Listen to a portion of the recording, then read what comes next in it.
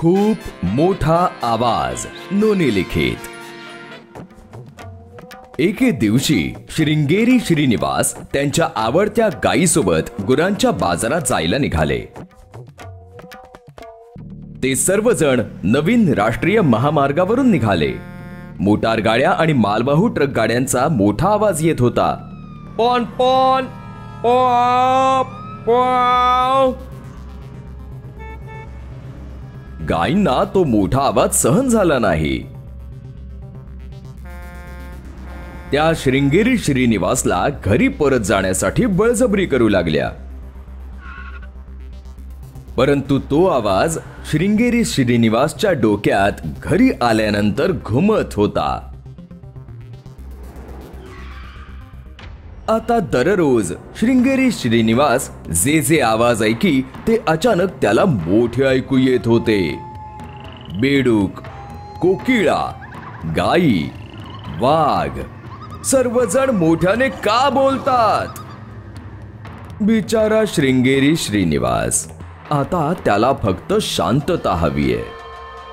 मुलं मोठ्याने बोलली तर तो त्यांच्यावर ओरडे।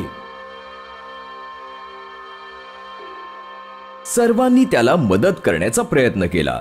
मुले शांतपणे क्रिकेट खेळू लागली। गायींनी हंबरणे थांबवले, तरी पण श्रृंगेरी श्रीनिवास आनंदी नव्हते। मी या गोंगाट असणाऱ्या जागेतून निघून जाईन, एके सकाळी त्याने घोषित केले। तो त्याच्या गावापासून निघाला, एका नवीन शहरात पोहोचला, परंतु येथे तर आणखीन आवाज होता। त्याला एक हेडफोन घातलेला तरुण भेटला। तो खूप आनंदी दिसत होता। त्याला मोठ्या आवाजाचा काहीच त्रास होत नव्हता। आहा, मला सुद्धा याचीच गरज आहे, तो म्हणाला। त्याने एक मोठ्या हेडफोनची जोडी खरेदी केली। आता कसलाच मोठा आवाज नाही। आता जेव्हा जेव्हा श्रृंगेरी श्रीनिवासला मोटार गाड्यांचा किंवा बेडकांचा त्रास होतो, तो त्याचे हेडफोन कानात घालतो आणि काही शांत गाणी ऐकत बसतो।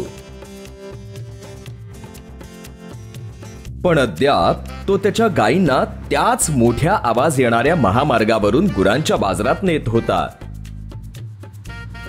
कदाचित त्याच्या गायींना सुद्धा त्याच्यासारख्या हेडफोनची गरज असावी।